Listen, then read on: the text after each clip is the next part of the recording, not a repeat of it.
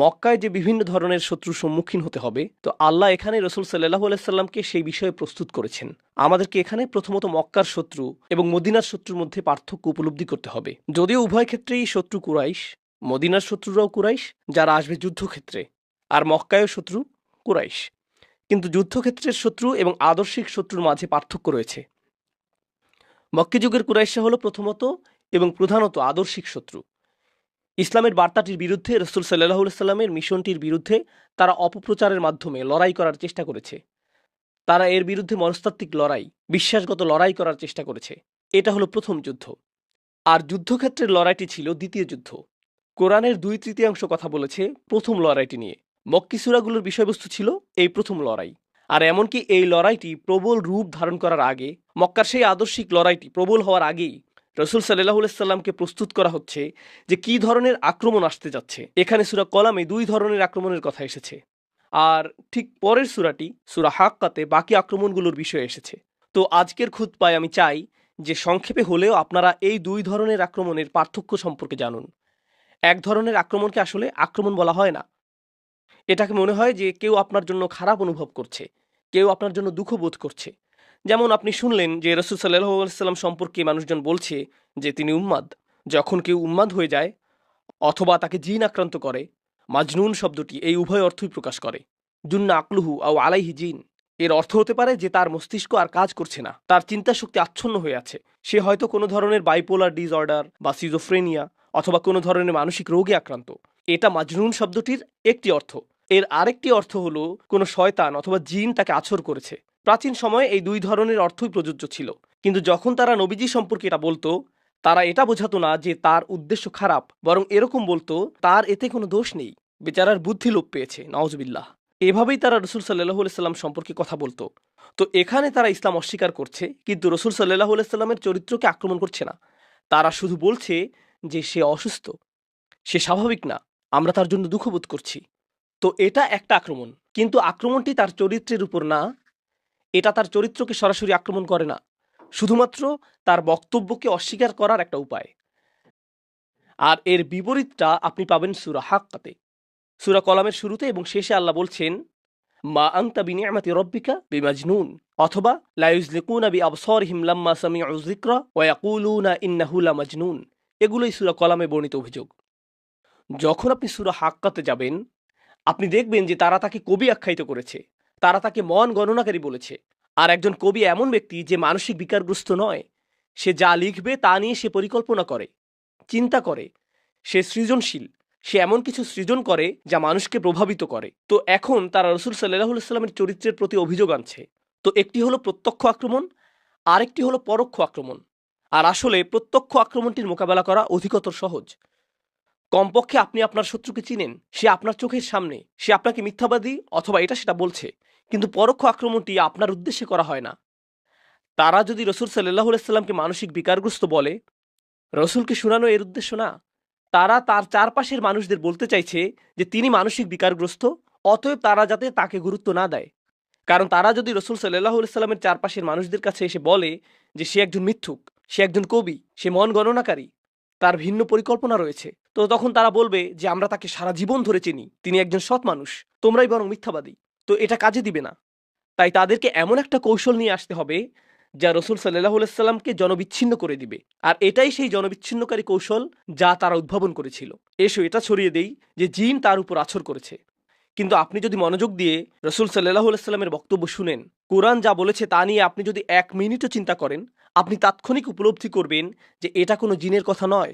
প্রকৃতপক্ষে এটা এতটাই শক্তিশালী যে জিনও জানে এটা কোনো জিনের বাণী নয়। এমনকি জিনেরা শুনেও বলেছে, ইন্না সামি'না কুরআনান আজাবা, আমরা আশ্চর্যজনক এক কোরআন শ্রবণ করেছি। তাই এই অভিযোগ কাজে আসবে না। কিন্তু উন্মুক্ত আক্রমণে যাওয়ার আগে দ্বিতীয় পর্যায়ের একটা গোপন আক্রমণ, আভ্যন্তরীণ আক্রমণ এসেছে। আর এই সূরাটি সেটাই প্রকাশ করেছে। দ্বিতীয় পর্যায়ের আক্রমণটি হলো, আপনি হয়তো আবুল আহাবের মতো ইসলামের দুশমনের কথা শুনেছেন।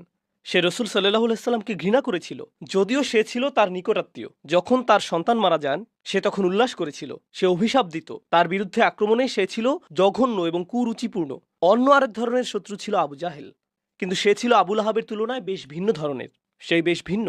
আবু জাহেল নোংরা ভাষার ব্যবহার করত না, প্রকৃতপক্ষে আবু জাহেল বলেছিল, ইসলামের বিরোধিতা আমাদের এজন্য করা উচিত যে এটাই আমাদের দেশের জন্য অথবা তখনকার প্রেক্ষাপটে আমাদের গোত্রের জন্য উত্তম। তার গোত্রের জন্য যা উত্তম তাই সে চেয়েছে। আর সে ভেবেছে যে নতুন এই ধর্ম এবং নতুন এই বার্তা হলো বর্তমান সমাজ ব্যবস্থার জন্য একটা হুমকি, আর আমাদের যা রয়েছে ইতিমধ্যেই তা সর্বোত্তম। তো আমাদের এর বিরোধিতা করতে হবে জাতীয় স্বার্থে। প্রকৃতপক্ষে সে তার নীতিতে এতটাই আপোষহীন এবং অকপট ছিল যে এক পর্যায়ে রসুল সাল্লাল্লাহু আলাইহি সাল্লাম ওমর অথবা আমরের মধ্যে একজনকে ইসলামের জন্য কবুলের দোয়া করেছিলেন। আমর হলো আবু জাহেল, আর আল্লাহ ওমর রাদিয়াল্লাহু তাআলা আনহুর দ্বারা সেই দোয়া কবুল করেছিলেন। কারণ এমনকি রসুল সাল্লাল্লাহু আলাইহি সাল্লামও আবু জাহেলের ব্যক্তিত্বের মাঝে শক্তিশালী কিছু গুণাবলী দেখতে পেয়েছিলেন।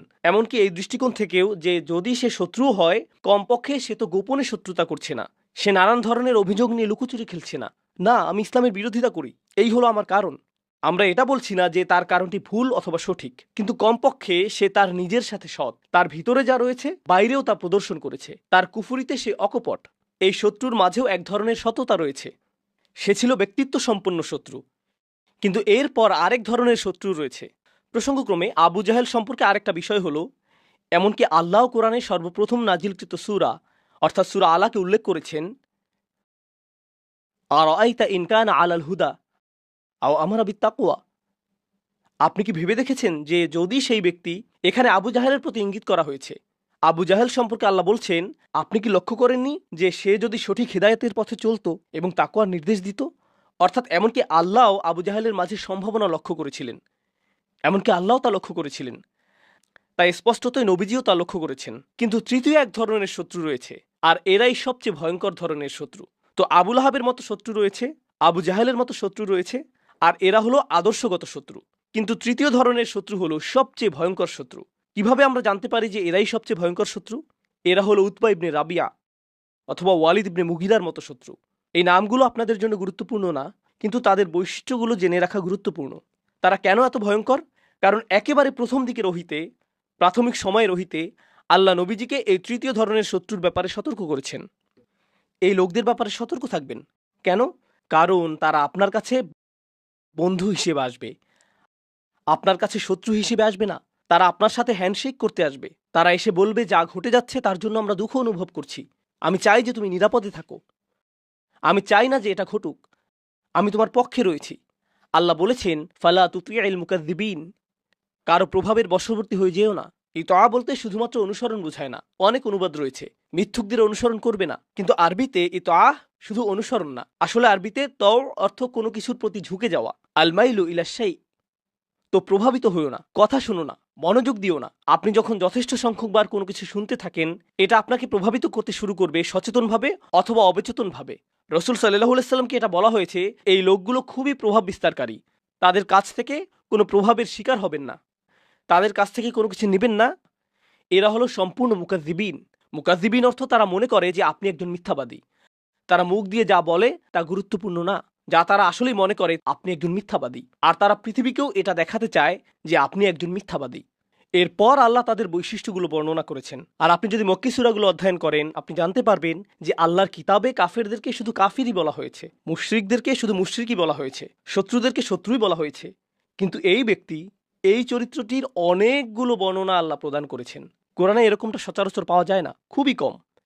আর তিনি এটা একেবারে প্রাথমিক যুগের রহিতেই প্রদান করেছেন, যেন রসুল সাল্লাল্লাহু আলাইহি সাল্লাম এই লোকগুলোর সাথে সাক্ষাৎ করার আগেই এই বিষয়ে প্রস্তুত থাকতে পারেন। আপনি যখন উঁচু পর্যায়ের কোনো মিটিংয়ে যান, প্রথমে আপনার একটা ব্রিফিংয়ের প্রয়োজন হয়, তাই না? আপনি যদি কোনো আপোষ মীমাংসার জন্য যান, সেক্ষেত্রে প্রথমে আপনার একটা ব্রিফিংয়ের প্রয়োজন হয়। উদাহরণস্বরূপ, এখনকার সময়ে জাতিসংঘে অথবা কোনো যুদ্ধের আপোষ মীমাংসার ক্ষেত্রে আপনি প্রবেশ করার আগে আপনার টিম আপনাকে তথ্য প্রদান করবে যে এই মিটিংয়ে আপনার প্রতিপক্ষ কে রয়েছে। তারা সেই ব্যক্তির পূর্ব ইতিহাস প্রদান করবে, তার মনস্তত্ত্ব সম্পর্কে জানাবে, তারা আপনাকে বলবে যে কথা দিয়ে কিভাবে তাকে পরাস্ত করতে হবে, ইত্যাদি ইত্যাদি। আপনি যদি সচেতন রাজনীতিবিদ হন অথবা সচেতন আমলা হন অথবা সচেতন ব্যবসায়ী হলেও, সেই কথোপকথনে প্রবেশের আগে আপনি যথাযথ প্রস্তুতি গ্রহণ করবেন। আদালতে প্রবেশের আগে আইনজীবীরাও একই কাজ করে থাকেন। খেলার ক্ষেত্রে দলগুলো এটা করে থাকে, তাই না? তারা আগের খেলাগুলো পুনরায় দেখেন এবং প্রতিপক্ষের দুর্বলতাগুলো চিহ্নিত করেন। কোরআনের ক্ষেত্রে রসুল সাল্লাল্লাহু আলাইহি সাল্লামের জন্য সেরকম গোপনীয় কোনো কৌশল প্রদান করা হয়নি, বরং আল্লাহ প্রকাশ্যে ঘোষণা করেছেন যে এই ধরনের মানুষের মুখোমুখি আপনাকে হতে হবে। তো আলোচনার বাকি সময়ে আমি আপনাদের কাছে এই বৈশিষ্ট্যগুলো উল্লেখ করব, আর আমি চাই আপনারা উপলব্ধি করুন। আমি মনে করি আল্লাবিবু মিনাল ইশারাতি ইয়াফহামু, জ্ঞানী ব্যক্তির জন্য ইশারাই যথেষ্ট। আপনি নিজেই বুঝে নিবেন যে আমি কিসের উল্লেখ করেছি এবং কার কথা উল্লেখ করেছি আর কেন এটা এই সময়ে আমাদের জন্য প্রাসঙ্গিক। আল্লাহ বলেছেন, ফালা তুতিইল মুকাদ্দিবিন। প্রথমত, ওয়াদ্দু লাউ তুদহিনু ফায়ুদহিনুন। তারা আসলেই আশা করে যে আপনি কিছুটা ছাড় দিবেন, যাতে তারাও কিছুটা ছাড় দিতে পারে। তারা বলবে, দেখো আমরা জানি যে তোমাদের সাথে আমরা বেশ আক্রমণাত্মক হয়ে যাচ্ছি, কিন্তু আমরা চাই না এটা, তোমরাই আমাদেরকে এটা করতে বাধ্য করেছো। তোমরা যদি আমাদের সাথে কিছুটা কাজ করো, তোমরা যদি কিছুটা আপোষ মীমাংসা করো, তাহলে আমরা একটা উপায় বের করব। তো তাদের প্রথম কৌশল হলো এটা বলা যে তোমরাই তো ছাড় দিচ্ছ না, যা আমাদেরকে তোমাদের বিরুদ্ধে সহিংস হতে বাধ্য করছে। আমরা সমস্যা না, বরং তোমরাই হলে মূল সমস্যা। কারণ তোমরা তোমাদের অবস্থানে এত অনমনীয়, এত অনর। তোমরা তো আমাদের সাথে একত্রে কাজ করছো না, আমার সাথে একসাথে কাজ করো, আমাদেরকে কিছুটা দেখাও। আর রাসূল সাল্লাল্লাহু আলাইহি সাল্লামের সময়ে তারা বলেছিল, ائت بقرآن غير هذا أو بدله। তুমি কি আরেকটা সূরা আনতে পারো? আগের সূরাটি বেশ অপমানজনক। দেখো, আগের সূরাটির কারণে আমরা বেশ খারাপ বোধ করছি, বিশেষত আমাদের নেতারা। পরের সূরাতে আমাদের নেতাদের প্রশংসা করে কিছু কি বলতে পারবে? শুধু এটুকু বলবে যে তুমি তোমার পূর্ববর্তীদেরকেও ভালোবাসো, অথবা আমাদের সকলের উচিত নেতাদেরকেও সম্মান করা। ভালো কিছু কথা। আর আমরা এই আগ্রাসী গুন্ডাদের বলে দিব তারা যাতে তোমাদেরকে আর পথে ঘাটে আক্রমণ না করে। আমরা একত্রে একটা সমাধানে আসতে পারি। আমরা তোমাদেরকে চিনি, আমরা তোমাদেরকে পছন্দ করি, আমরা তোমাদেরকে এভাবে আক্রান্ত হতে দেখতে পারছি না। তো ওয়াদ্দু লাউ তুদহিনু ফায়ুদহিনুন ওয়ালা তুতি' কুল্লা হাল্লাফ। এমন কারো প্রভাবের বশবর্তী হয়েও না যে প্রতিশ্রুতির উপর প্রতিশ্রুতি, তার উপর প্রতিশ্রুতি দিতেই থাকে। হাল্লাফ অর্থ এমন কেউ যে অনেক বেশি শপথ করে। লক্ষ্য করুন, আপনি যদি সৎ মানুষ হন, তাহলে আপনি যেভাবে ব্যবসা করেন, আপনার ব্যবহার মানুষের সাথে যেমন, আর যেভাবে আপনি মানুষের সাথে কথা বলেন, সেটাই আপনার সততা প্রকাশের জন্য যথেষ্ট। আপনাকে আলাদাভাবে গিয়ে কাউকে রাজি করাতে হবে না। আল্লাহর শপথ, আমি সত্য কথা বলছি, আমি প্রতিজ্ঞা করছি। জানেন কেন আপনাকে এতবার শপথ নিতে হচ্ছে? কারণ আপনার চরিত্র আপনাকে সৎ প্রমাণ করতে পারছে না, তাই আপনাকে বড় গলায় কথা বলতে হচ্ছে, আপনাকে অনেক বেশি প্রতিজ্ঞা করতে হচ্ছে, আপনাকে টেবিলে হাত চাপড়াতে হচ্ছে নিজের বক্তব্য জানান দেওয়ার জন্য, নিজের আন্তরিকতা প্রদর্শন করার জন্য, অন্যের দুঃখে আপনি কতটা দুঃখী তা দেখানোর জন্য। আল্লাহ বলেছেন, এমন লোকদের ব্যাপারে সতর্ক থাকো যারা বেশি বেশি প্রতিজ্ঞা করে, হাল্লাফ। তারপর তিনি বলছেন মাহিন, ওয়ালা তুতি' কুল্লা হাল্লাফিম মাহিন। আরবিতে মাহান অর্থ হলো আদ-দআফ। আরবিতে আমহানাহু অর্থ আসলে আদ-দআফাহু, অর্থাৎ কাউকে দুর্বল করে ফেলা। আল্লাহ বলছেন, এই লোকগুলো যারা প্রচুর প্রতিজ্ঞা করে, তারা আসলে বিশ্বাস করে এমন মজবুত কিছু নেই, তাদের বিশ্বাসে তারা দুর্বল। তো তারা আপনার কাছে আসে এবং এই প্রতিজ্ঞাগুলো করে, কারণ কৌশলগত দিক থেকে এটাই তাদের জন্য সর্বোত্তম জিনিস। আগামীকাল যখন কৌশল পরিবর্তন হয়ে যাবে, তারা আপনাকে গতকালকের জমানো ময়লার মতো ছুঁড়ে ফেলে দিবে এবং অন্য কারোর সাথে প্রতিজ্ঞা করবে। এর পরের দিন তারা আবার অন্য কারো কাছে গিয়ে প্রতিজ্ঞা করবে। তারা এমন কিছুকে ধরে রাখছে না যা তাদের কোনো চারিত্রিক বৈশিষ্ট্য, মূলনীতি অথবা আদর্শের মাঝে আটকে রাখছে। আপনি বলতে পারেন না যে না না না, এই জাতিগুলোর বা কুরাইশদের একটা সংস্কৃতি ছিল, বা কয়েক হাজার বছরের পুরনো, তাদের গোত্রীয় মূল্যবোধ ছিল যা তারা মেনে চলেছিল। এটা সত্য নয়। তারা এই মূল্যবোধগুলো মেনে চলে যতক্ষণ পর্যন্ত এই মূল্যবোধগুলো তাদেরকে কিছু সুবিধা প্রদান করে, ততক্ষণ পর্যন্তই তারা তাদের মূল্যবোধ নিয়ে গর্বিত অনুভব করে। যখনই সেই মূল্যবোধগুলো তাদের বিরুদ্ধে যায়, তারা আর সেগুলো পছন্দ করে না। লক্ষ্য করলে দেখবেন যে কুরাইশদের সাথে যা ঘটেছিল তা হলো, মক্কায় কেউ আক্রান্ত হতো না, এটা তাদের একটি নিয়ম ছিল। এটা হারামান আমিনান, এটা তাদের নিয়ম। একটি ক্ষেত্রেই তারা এই নিয়ম ভঙ্গ করতে প্রস্তুত হয়েছিল, আর তা হলো মুসলিমদের ক্ষেত্রে। যে কেউ যে কোনো জায়গা থেকে এসে যে কোনো মূর্তির চারপাশে তাওয়াফ করতে পারে, যা খুশি বলতে পারে, মদ্যপান করতে পারে, যা ইচ্ছা তাই করতে পারে। মক্কার মধ্যে কোনো সহিংসতা ঘটত না। ব্যতিক্রম ছিল মুসলিমরা, তারাই একমাত্র ব্যতিক্রম। আপনি এমন মানুষ দেখবেন যারা বলে, আমরা মত প্রকাশের স্বাধীনতায় বিশ্বাস করি, এগুলো আমাদের মূল্যবোধ, আমরা জীবন দিয়ে হলেও এগুলো ধরে রাখব, আমাদের অধিকার রয়েছে প্রতিবাদ করার, ঘোষণা করার, বিতর্ক করার, নিজ ধর্ম পালন করার। কিন্তু রাজনৈতিকভাবে এটা কিছুটা সমস্যাজনক হয়ে দাঁড়ানোর এবং অন্যদের দৃষ্টিতে এটা খারাপ মনে হবার আগ পর্যন্ত আমরা এতে বিশ্বাস করি, কিন্তু বাক স্বাধীনতায় কিছুটা সংশোধনীর প্রয়োজন। তো বুঝতে পারছেন যে এই আয়াতটি কেন এত গুরুত্বপূর্ণ। তারা অনেক বেশি প্রতিজ্ঞা করে থাকে, কিন্তু কোনো কিছুতেই তারা প্রকৃতপক্ষে বিশ্বাস করে না, কিছুতেই না। তবে তারা একটা বিষয় ঠিকই বিশ্বাস করে, যা পরবর্তীতে আলোচনায় আসবে। আল্লাহ নিজেই আমাদেরকে বলবেন তাদের ধর্ম কোথায়, তাদের ধর্ম কি, কিন্তু সেটা আসবে শেষের দিকে। ওয়ালা তুতি' কুল্লা হাল্লাফিম মাহিন। তিনি এখানেই থেমে যাননি, তারা আপনার কাছে এসে এই সকল প্রতিজ্ঞা করে, তারা আপনার কাছে আসে নিজেদের মধ্যকার কোনো প্রত্যয় নিয়ে না, বরং আপনাকে আপনার অবস্থান থেকে বিচ্যুত করার জন্য। তারা চায় যে আপনিও তাদের মতো হয়ে যান। তারা আসলেই কোনো কিছুতে বিশ্বাস করে না। এই একই জিনিস তারা আপনার জন্যও চায়। তারা ছাড় দিতে চায় এবং আপোষ মীমাংসা করতে চায়, পক্ষ পরিবর্তন করতে চায়। আপনি এমন কেউ হতে পারেন যে কট্টরপন্থী রিপাবলিকান, কিন্তু ডেমোক্রেটদের সাথে গোপন বৈঠক সম্পন্ন হয়। আপনি কট্টরপন্থী ডেমোক্রেট হতে পারেন আর গোপনে আপনি রিপাবলিকানদের সাথে বৈঠক করেছেন। এটাই কোনো সমস্যা নেই। আপনি জনগণের স্বার্থ নিয়ে বক্তৃতা দিচ্ছেন আর পিছনে আপনি ক্ষমতা পাওয়ার জন্য বিভিন্ন পক্ষের হাত পা ধরছেন, তাদেরকে সিজদা করছেন, তাই না? এটাই বাস্তবতা। তো তারা আশা করছে যে আপনিও তাদের মতো হয়ে যাবেন। তারা মনে করে যে আপনিও আপোষ মীমাংসা করবেন। তারা যে খেলায় মেতেছে আপনি সেরকম করবেন। কিন্তু আল্লাহ তার রসুল সাল্লাল্লাহু আলাইহি সাল্লামকে বলছেন যে কারণে আপনি কখনো এই লোকদের সাথে চলতে পারবেন না, তা হলো এই সকল কিছুর আগে আল্লাহ তার রসুল সাল্লাল্লাহু আলাইহি সাল্লাম সম্পর্কে বলেছেন ওয়া ইন্নাকা লা আলা খুলুকিন আযীম। নিশ্চয়ই আপনি মহান চরিত্রের উপর অধিষ্ঠিত। আপনি ছাড় দিয়ে চলেন না। আপনার মূলনীতি রয়েছে। আপনি অনড় থাকেন। তো এটা হলো তারা যখন আপনার কাছে থাকে এবং আপনার সাথে কথা বলে। এরপর আপনার পিছনে তারা কি করে? প্রতিজ্ঞা করার পরে এবং নিরাপত্তা দেওয়ার পরে তারা চলে যায়। হাম্মাজ। এরপর তারা আপনার বিরুদ্ধে অপবাদ রটাতে থাকে, আক্রমণ করতে থাকে। আরবিতে হামজ হলো যখন তীর চামড়া ভেদ করে ভিতরে প্রবেশ করে এবং ভিতরে আটকে যায়। আর যখন আপনি তীরটিকে বের করতে চান, এটা চামড়া ছিঁড়ে ফেলে। আপনারা ওয়াইলুল লিকুল্লি হুমাজাতিল লুমাজা সূরাটা জানেন, তাই না? আবার হামাজাতিশ শায়াতিন কোরআনে এসেছে।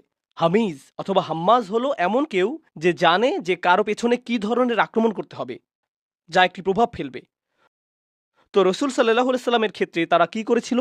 সবাই তো নবীজিকে পছন্দ করত। রসুল সাল্লাল্লাহু আলাইহি সাল্লাম নবুয়তের ঘোষণা দেওয়ার আগে, তিনি যে রসুল তা ঘোষণা করার আগে 40 বছর ধরে তিনি মক্কার অধিবাসী ছিলেন। ভালো মানুষ হিসেবে মক্কায় ছিলেন। ব্যবসার মাধ্যমে মানুষ তাকে চিনত, আত্মীয়তার কারণে মানুষ তাকে চিনত, বন্ধু হিসেবে মানুষ তাকে চিনত। এখন আপনি মানুষের মাঝে তার ব্যাপারে খারাপ ধারণা সৃষ্টি করবেন, এটা তো কাজ করবে না। উম্মাদ আখ্যায়িত করাটা কাজে দেয়নি। জিনে আক্রান্ত হওয়ার অভিযোগটি কাজ করেনি। তো এখন যেহেতু তিনি ছাড় দিচ্ছেন না, মক্কাতে আপনাকে তার বিরুদ্ধে বদনাম সৃষ্টি করতে হবে। আপনি কারো কাছে গিয়ে বলবেন মুহাম্মদ প্রকৃতপক্ষে একটা সমস্যা। সাল্লাল্লাহু আলাইহি সাল্লাম তারা বলে না, কিন্তু আমরা বলি সে আসলেই সমস্যা। সে কেন সমস্যা হবে? সে তো অনেক ভালো মানুষ। সেই সমস্যাজনক বলতে তুমি কি বোঝাচ্ছ? আর এই লোকটি যার সাথে আপনি কথা বলছেন, সে পারিবারিক মূল্যবোধে বিশ্বাস করে। তো আপনি তার কাছে গেলেন এবং বললেন, জানো মুহাম্মাদের সমস্যা কোনটা? সে পরিবার ভেঙে দিচ্ছে। কি? মোহাম্মদ পরিবার ভেঙে দিচ্ছে? হ্যাঁ হ্যাঁ, সন্তান তার বাবার বিরুদ্ধে যাচ্ছে, স্ত্রী তার স্বামীর বিরুদ্ধে যাচ্ছে, স্বামী তার স্ত্রীর বিরুদ্ধে যাচ্ছে, মানুষ তাদের পরিবারের বিরুদ্ধে বিদ্রোহ করছে, সে পরিবার ধ্বংস করছে। তুমি জানো না? সে পরিবার ব্যবস্থার জন্য একটা হুমকি। ও, তাহলে তো এটা ভালো না। তো সে জানে যে এই লোকটিকে কি বলতে হবে। সে অন্য আরেকজনের কাছে গেল যে হলো পুঁজিবাদী, জানো মোহাম্মদ ব্যবসার জন্য ক্ষতিকর? আর সেই লোকটি বলল, ব্যবসার জন্য ক্ষতিকর বলতে তুমি কি বোঝাচ্ছ? আমরা যদি তার ধর্ম পালন করি তাহলে মক্কায় আমরা অনেক আর্থিক ক্ষতির সম্মুখীন হব। আমরা প্রচুর তীর্থযাত্রী হারাবো। সকল গোত্র যারা বিভিন্ন মূর্তি পূজার জন্য এখানে আসে, তারা আর এখানে আসবে না। আমাদের ব্যবসা ক্ষতিগ্রস্ত হবে। কিছু মানুষ পরিবার নিয়ে উদ্বিগ্ন, কেউ নিরাপত্তা নিয়ে, কেউ অর্থ উপার্জন নিয়ে। আর এই লোকটি জানে যে কাকে দিয়ে আক্রমণ করাতে হবে, কিভাবে রাসূল সাল্লাল্লাহু আলাইহি সাল্লামের সুনাম নষ্ট করা যাবে। আল্লাহ বলেছেন, তাদের মিথ্যা প্ররোচনায় প্রভাবিত হও না। ফালা তুতি' কুল্লা হাম্মাজ মাশাইম বিনামিম। তারা হেঁটে বেড়ায়, তারা বিভিন্ন আসরে ঘুরে বেড়ায় এবং তারা নামিমাহ করে বেড়ায়। আরবিতে নামিম শব্দটি এসেছে নাম অথবা নিম্মাহ থেকে। আরবিতে নিম্মাহ হলো খুবই হালকা বাতাস। আপনি যদি একটি মাঠের পাশ দিয়ে হেঁটে যান যার মধ্যে ফুল রয়েছে আর আপনি খুব সামান্য ফুলের ঘ্রাণ পান, এটাকে আরবিতে নিম্মাহ বলা হয়। আর এমন কিছু যা খুবই নাজুক, এটাকেও বলা হয় নাম্মাহ। এজন্য একটি হাদিসে রাসূল সাল্লাল্লাহু আলাইহি সাল্লাম বলেছেন, লা তুমাথিলু নাম্মাতাল্লাহ। পশু পাখিদের সম্পর্কে বলতে গিয়ে নবীজি বলেছেন, আল্লাহর নাম্মাহকে শাস্তি দিয়ে দৃষ্টান্ত স্থাপন করো না। অর্থাৎ পশু পাখিরা নাজুক। তো এখানে নামিম বলতে বোঝায় সে ঘুরে বেড়ায় আর সূক্ষ্ম কিছু জিনিস ছড়িয়ে বেড়ায়, যা উত্তেজনার সৃষ্টি করে। আপনার এমন বন্ধু থাকতে পারে অথবা কর্মস্থলে এমন মানুষ থাকতে পারে যারা সমস্যার সরাসরি সৃষ্টি করে না, তারা শুধু একটি বাক্য ছুড়ে দেয় এবং এরপর আগুন জ্বলে ওঠে। এরপর তারা সে স্থান ত্যাগ করে। এটাই হলো নামিম। আর সে এখানে কিছুটা আগুন জ্বালায়, কিছুটা আগুন ওখানে, আর কিছুটা সেখানে। আমি এই মন্ত্রীর সাথে সাক্ষাৎ করব, আমি সেই রেস্টুরেন্টে গিয়ে অমুক রাজনীতিবিদের জন্য অপেক্ষা করব। ও, আপনি এখানে কি করছেন? আপনার সাথে সাক্ষাৎ হয়ে ভালো লাগলো। সে কিন্তু এতটা সময় ধরে অপেক্ষা করেছিল শুধু একটি বাক্য প্রয়োগ করার জন্য। অন্য কেউ বিষয়টা খেয়ালও করবে না, যেটা প্রচ্ছন্ন অপপ্রচার। তো একটি হলো হাম্মাজ, উন্মুক্ত আক্রমণ, ঠিক সেই তীরের মতো যা বিদ্ধ করে। আরেকটা হলো মাশাইম বিনামিম, বিভিন্ন পক্ষের মাঝে উত্তেজনা সৃষ্টির জন্য ছোট ছোট বাক্য ছড়িয়ে ঘুরে বেড়ানো। এটা বেশ জঘন্য অপপ্রচারের কৌশল। যে এটা করছে সে তার কাজে বেশ দক্ষ। আর রাসূল সাল্লাল্লাহু আলাইহি সাল্লাম যেহেতু অকপটভাবে তার দাওয়াতি কাজ করছেন, তার অগোচরে এই মানুষগুলোর নেটওয়ার্ক তার কাজকে নস্যাৎ করার চেষ্টায় রত, ফলে তার চিন্তিত হওয়ার কথা। আর আল্লাহ বলছেন, লা তুতি, এটা নিয়ে চিন্তা করবেন না। তারা যে খেলা খেলছে তা আমি আপনাকে বলে দিচ্ছি। ওয়ালা তুতি কুল্লা হাল্লাফিম মাহিন হাম্মাজিম মাশাইম বিনামিম। আর তাদের প্রকৃত অবস্থা আল্লাহ জানাচ্ছেন, মান্নাইল লিল খাইর মুতাদিন আথিম। তারা বলে বেড়ায় যে আমরা দেশের কল্যাণ কামনা করি, আমরা আমাদের জনগণের নিরাপত্তা নিশ্চিত করব, আমরা জাতীয় স্বার্থ রক্ষা করতে চাই। আল্লাহ বলেছেন এই মানুষগুলোই তারা যারা ভালো যে কোনো কিছুকে বাধাগ্রস্ত করে। মান্নাইল লিল খাইর। আর তারা নিজেদের গণ্ডির মধ্যে সকল আইন ভঙ্গ করে, মুতাদ। আর তারা প্রতিনিয়ত পাপের মধ্যে আছে, প্রতিনিয়ত অন্যায়ের মধ্যে রয়েছে। এরা হলো সবচেয়ে খারাপ ধরনের মানুষ। মান্নাইল লিল খাইর মুতাদিন আথিম। একই সাথে এটা বর্ণনা করছে যে এই লোকগুলোর মনে অন্য কারো প্রতি শুভকামনা থাকে না, বরং তারা কল্যাণের ক্ষেত্রে বাধা হয়ে দাঁড়ায়। তারা কোনো ধরনের কল্যাণের প্রসার ঘটতে দেয় না। আর এই সবগুলো উল্লেখ করে আল্লাহ বলছেন, উতুল্লিন বাদা যালিকা জানিম। আরবিতে উতলা হলো একটা জমি যা কেটে ফেলা হয়েছে অথবা খুঁড়ে ফেলা হয়েছে। আপনার উঠোনে যদি পুকুর তৈরির জন্য একটা গর্ত খুঁড়েন, তখন একপাশে মাটি স্তূপ করে রাখা হয়। এখন এই যে মাটিগুলো জমির মাটি থেকে আলাদা করা হয়েছে, এটাই উতলা। একজন ব্যক্তি যে উতুল, সে নিজেকে অন্য সকলের চেয়ে আলাদা মনে করে। অন্য সকলে হলো কীটপতঙ্গ এবং পশু, কীটপতঙ্গ এবং পশু। অন্য সকলে হলো শুধু সংখ্যা এবং পরিসংখ্যান। গুরুত্বপূর্ণ বিষয় হলাম আমি এবং আমার আশেপাশের মানুষজন। এগুলোই গুরুত্বপূর্ণ। অন্য সকলের সাথে যা ঘটার ঘটবে। আর শেষ অংশে আল্লাহ বড় ধরনের একটা অপমান করেছেন, বাদা যালিকা জানিম। সর্বশেষ যে অপমান আল্লাহ করেছেন তা হলো এই সকল বৈশিষ্ট্য ছাড়াও সেই ব্যক্তিটি জানিম। আরবিতে জানাম হলো এমন ব্যক্তি যে দাবি করে যে সে একটি গোত্রের অন্তর্ভুক্ত, কিন্তু প্রকৃতপক্ষে সে সেই গোত্রের অন্তর্ভুক্ত নয়, অথবা সে অবৈধ সন্তান, অর্থাৎ বিবাহ বহির্ভূত সম্পর্ক থেকে যার জন্ম। এরকম ব্যক্তিকে তারা বলতো জানিম। ইদ্দা আন্নাহু মিন কওম লাইসা মিনহুম হাদা হুয়া জানিম। তো সে দাবি করছে যে সে একটি গোত্রের অন্তর্ভুক্ত, কিন্তু সে আসলে তা নয়। আল্লাহ এই শব্দটি ব্যবহার করে এই ব্যক্তিটিকে বর্ণনা করেছেন যার কোনো আনুগত্য নেই, এমনকি তার গোত্রের প্রতিও, এমনকি তার পরিবারের প্রতিও তার নিজে ছাড়া অন্য কারো প্রতি আনুগত্য নেই। সে চূড়ান্তভাবে নোংরা একজন রাজনীতিবিদ, বক্তব্যে খুবই পারদর্শী, অপপ্রচারে খুবই পারদর্শী, কৌশলে সিদ্ধহস্ত, কোনো কল্যাণের প্রসার রোধে প্রতিজ্ঞাবদ্ধ, আর নিজে ছাড়া অন্য সকলের প্রতি আনুগত্যহীন। অতুল্লিন বাদা যালিকা জানিম। এই সব কিছুর পরেও তার কেন প্রভাব রয়েছে? সে যদি এতই জঘন্য মানুষ হয়ে থাকে, এরকম মানুষের কেন প্রভাব রয়েছে? আনকানা দা মালিন ওয়া বানিন। তার অর্থ এবং লোকবল রয়েছে, এটাই তার আদর্শ, অর্থ সম্পদ। আর আগের দিনে বানিন হলো আপনার লোকবল, তারা হলো আপনার সহযোগী। গোত্রগত বিবেচনায় বানিন হলো আপনার সেনাবাহিনী। যেমন প্রাচীন সময়ে ইয়াকুব আলাইহিসসালামের সন্তানেরা নিজেদেরকে উসবাহ বলে আখ্যায়িত করেছিল, তাই না? নাহনু উসবাহ, কারণ তারা গৃহের সেনাবাহিনী, তারাই গৃহের নিরাপত্তা রক্ষী। আধুনিক সময়ে বানিন অর্থ শুধু এটা না যে আপনার সন্তান সন্ততি রয়েছে। আধুনিক সময়ে বানিন হলো আপনি সামরিক শক্তির অধিকারী, পারমাণবিক শক্তির অধিকারী, ট্যাঙ্কের অধিকারী, আয়রন ডোমের অধিকারী। এগুলো আপনার বানিন। আর আপনার অর্থ সংস্থানকারী উৎসও রয়েছে। আনকানা দা মালিন ওয়া বানিন, শক্তির অধিকারী, অর্থের অধিকারী। অর্থ থাকলে সত্যও আপনার সাথে থাকবে। এটা আল্লাহর মূল্যায়ন সেই ধরনের মানুষ সম্পর্কে রসুল সাল্লাল্লাহু আলাইহি ওয়াসাল্লামকে যাদের মোকাবেলা করতে হবে। কিন্তু কোরআনের বিচক্ষণতা হলো আল্লাহ বলেননি যে উতবা ইবনে রাবিয়া থেকে সতর্ক থেকো, ওয়ালিদ ইবনে মুগিরা থেকে সতর্ক থাকো। না না না, কুল্লা হাল্লাফিম মাহিন। কুল্লা অর্থ এরকম প্রত্যেক ব্যক্তি থেকে যে এটা এটা এটা করে। আর সূরা কলামের শুরুতে এই বৈশিষ্ট্যগুলোর উল্লেখ করে আল্লাহ গোটা বিশ্বের মুসলিমদেরকে প্রস্তুত করেছেন নোংরা রাজনীতিবিদদের সম্পর্কে এবং তাদের নোংরা কৌশলগুলো সম্পর্কে, যা সামনে এসে তারা তাদের আনুগত্য প্রদর্শন করে। তাদের কোনো ধর্ম নেই একমাত্র অর্থ এবং ক্ষমতা ছাড়া। এছাড়া কোনো ধর্ম নেই। সেই প্রভাবের বশবর্তী হবেন না, নিজেদের অবস্থানে মজবুত থাকুন। এই বার্তাটি সূরার শুরুতে আল্লাহ রসুল সাল্লাল্লাহু আলাইহি সাল্লাম সম্পর্কে প্রদান করেছেন। শেষ একটি বিষয় আপনাদের বলবো যা অবাক করার মতো। কোরআন তখনও মক্কায় ছড়িয়ে পড়েনি। রসুল সাল্লাল্লাহু আলাইহি সাল্লামের উপর নাজিলকৃত প্রথম 5টি ওহীর একটি সম্ভবত সূরা কলাম। এটি একেবারে শুরুর দিকের প্রাথমিক ওহীগুলোর একটি। এটা থেকে মনে হয় যে তিনি ইতিমধ্যেই আদর্শিক লড়াইয়ে জড়িয়ে পড়েছেন, কিন্তু না। এখানে রসুল সাল্লাল্লাহু আলাইহি সাল্লামকে প্রস্তুত করা হচ্ছে, আর এখানে শত্রুদেরকেও জানান দেয়া হচ্ছে যে তোমরা মনে করেছো যে তোমরা যা করো তা ঘরের ভিতরেই আবদ্ধ থাকবে, আর এই সম্পর্কে আল্লাহ কিছু জানেন না। আল্লাহ জানেন এবং তিনি তার রসুলকেও জানিয়ে দিয়েছেন আল্লাহর কাছে গোপন কিছুই নেই, তোমরা প্রকাশিত হয়ে গিয়েছ। এই লোকগুলো সর্বোচ্চ চেষ্টা করে তাদের কৃতকর্ম গোপন রাখার জন্য, এজন্যই তারা হেল্প করতে থাকে, বারবার প্রতিজ্ঞা করতে থাকে। তাদের গোটা প্রচারণার উদ্দেশ্যই হলো তাদের কৃতকর্ম গোপন রাখা, নিজেদের হাতকে সরাসরি রক্তে রঞ্জিত না করা, জঘন্য কাজগুলো অন্য কাউকে দিয়ে করিয়ে নেয়া। এই জন্যই তারা নামিমাহ করে বেড়ায়। আর আল্লাহ কি করলেন? আল্লাহ তাদের প্রতি আঙ্গুলি নির্দেশ করে দেখিয়ে দিলেন। তিনি সকল আবরণ, সকল অপপ্রচার, সকল ধূম্রজাল দূর করে দিলেন, যার পেছনে তারা লুকিয়ে থাকত। এটাই আল্লাহর কিতাবের শক্তিমাত্রা, যে এটা শয়তান এবং শয়তানের বাহিনীর কৌশলকে এমনভাবে প্রকাশিত করে দেয় যা শুধু আল্লাহর পক্ষেই সম্ভব। আল্লাহ আমাদেরকে সত্যের পথে দৃঢ় থাকার সামর্থ্য দান করুন, আমাদেরকে ব্যক্তিগতভাবে এবং উম্মাহ হিসেবে রক্ষা করুন, যাতে আমরা কখনোই এখানে বর্ণিত মানুষগুলোর চক্রান্তর জালে আটকা না পড়ি। বারাকাল্লাহু লি ওয়া লাকুম ফিল কুরআনিল হাকিম ওয়া নাফা'নি ওয়া ইয়্যাকুম বিল আয়াতি ওয়া